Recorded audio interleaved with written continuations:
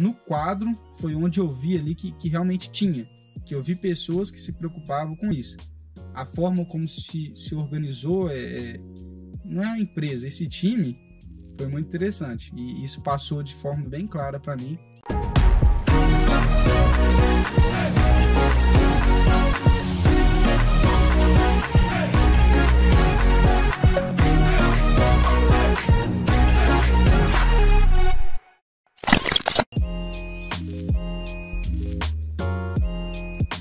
A grande chave, né? A gente entender o meio em que a gente tá e ver o que dá para aproveitar. Porque às vezes não dá para você vir aqui pro centro, comprar um apartamento de 2 milhões de reais, morar do lado da sua escola, acordar cedo, tomar um café da manhã de hotel, estudar com um computador de 20 mil reais.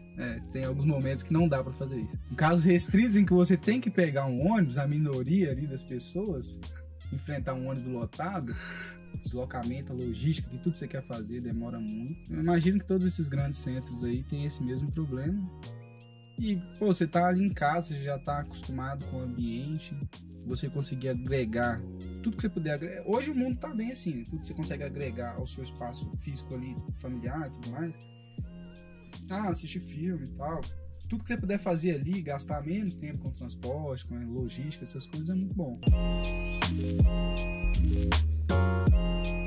Em termos de dificuldades, essa aí é só uma, né? Quem achar que é só o transporte aí, tá errado. Tem várias outras. Por exemplo, vamos falar em termos de matéria, né? Eu estudei em escola pública ali a vida inteira. Um momento que eu encontrei mesmo, falando, eu acho que é preciso estudar para fazer alguma coisa na vida. Foi o momento de entrar no Cefet. Foi ali que eu peguei um livro e falei, não, eu tenho que estudar, porque eu tenho que estudar mesmo. Acho que eu nem nunca peguei um livro para estudar para uma prova da escola pública lá e sempre remei ali, tirei sempre nota alta, porque o sistema é assim, né? Como é que você faz algo muito produtivo com não tem nada contra, mas é algo que não precisa seguir um cronograma muito restrito. É diferente de escolas particulares, em que o professor está ali sendo cobrado, puxão de orelha o tempo todo, um ambiente muito, muito sufocante até para as pessoas. E a escola pública é muito, muito tranquila nesse sentido. Sempre tem aquela flexibilidade com o professor. E você vai remando até você forma o ensino médio aí remando. Você forma tranquilo, remando mesmo, assim, sem saber para que serve um logaritmo, por exemplo. Para que você já sabe? Bom, alguns gráficos aí, tabelas, pra gente interpretar. No Covid foi muito usado, é muito interessante. Então foi nesse sentido. Eu falei, tem uma base muito fraca em português, em todas as áreas. Aí, a partir do Cefet, eu comecei a ter bases fracas em áreas humanas, porque a área de exatas, eu me identifiquei demais. Falei assim, a área de exatas é o que eu gosto. Por isso, eu cheguei até a ficar entre engenharia e medicina, mas a medicina sempre foi a paixão mesmo, assim. Eu dormia pensando nisso. Não falava com ninguém, muito interessante isso aí. Acho que nem minha mãe sabia. Foi saber depois que eu fiz o Enem. Algumas pessoas até hoje não sabem, alguns amigos, nunca fui de contar nada pra ninguém também. Talvez hoje seja o primeiro dia que eu tô me expondo, sempre fui um cara bem, bem tranquilão, fechado.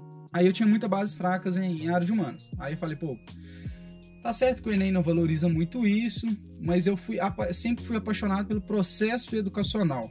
A maneira como a quebra de paradigmas, quando você está estudando, como os professores se posicionam de forma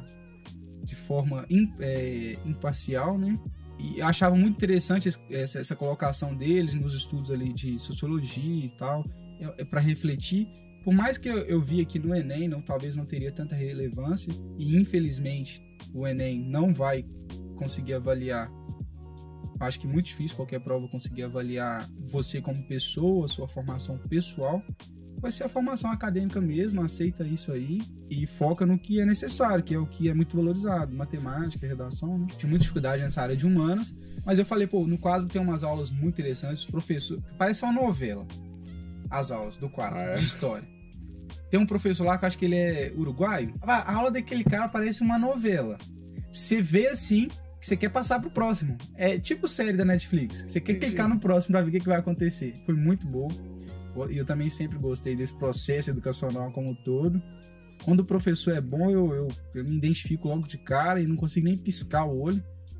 É até interessante que às vezes tem alguns momentos que eu tenho que piscar voluntariamente, porque aqui seca, né? A região do olho aqui fica um pouquinho seca, eu tenho que piscar voluntariamente, tão vidrado que eu fico, assim, tão fissurado que eu gosto muito. Aí o quadro, eu vi que o quadro tinha essa oportunidade de ter uma base muito top em todas as áreas. Eu ficava um pouquinho preocupado, né? Porque eu preocupei, eu sabia que eu tinha uma formação não muito interessante nesse sentido acadêmico, de conhecer questões sociais e tudo mais. Eu sabia que o enfoque para o vestibular, como o quadro, com certeza o enfoque é para o vestibular. Mas aí quando eu entrei na aula, eu falei, pô, tem uma certa preocupação. Não é só fazer questão, não é só matar o vestibular. Então essa sensibilidade com os professores eu gostei demais, de ver que eles estavam preocupados sim com a formação. Porque eu acho que o quadro, para mim, como para outras pessoas, foi uma oportunidade mais sincera da gente com o papel. Aquele momento mais sincero de querer aprender. Porque na escola pública eu acho que eu nunca dei o devido valor a um professor, a um papel. Não me culpo por isso, eu acho que não foi só por minha parte, foi por parte de toda a estrutura que a gente tem. Mas essa oportunidade de estudar ali com o quadro e ter essa sensibilidade dos professores com essa formação pessoal, que é um grande problema que a gente tem hoje, esses grandes grupos educacionais aí, que é só vestibular. Aí às vezes o cara sai, sabe aquele não sei, o pessoal aí deve ser mais moderno, mas lá no interior assim tem muito aqueles burros e mulas que andam em charretes, e eles andam assim com essa viseira assim, ó. Então às vezes o cara entra na faculdade, eu tive essa experiência já nos últimos dias, o pessoal entra assim, ó, só sabe fazer vestibular, cara, o cara não sabe, acho que ele perde toda a sensibilidade humana de chegar e falar assim, ó, existem grupos sociais diferentes, existem pessoas com menos acesso a algumas coisas, tem pessoas que têm dificuldade em algumas coisas, as pessoas acham que a vida se resume a fazer questão, vou fazer questão, e perde toda a sensibilidade, a pessoa fica um pouco bitolada, e eu achei isso muito interessante, que o quadro abriu essas possibilidades, como outros professores, vários outros fatores também na minha vida, mas o quadro foi essa ferramenta assim, de ter sempre essa sensibilidade dos professores, sempre na conversa ali dos monitores, e ver que a galera, pô, e aí, como é que você tá? E aí, beleza? Vamos resolver essa dúvida junto, de agregar isso aí como um time, né? De perceber que tá todo mundo junto. No quadro, foi onde eu vi ali que realmente tinha, que eu vi pessoas que se preocupavam com isso. A forma como se organizou, não é uma empresa, esse time foi muito interessante, e isso passou de forma bem clara para mim.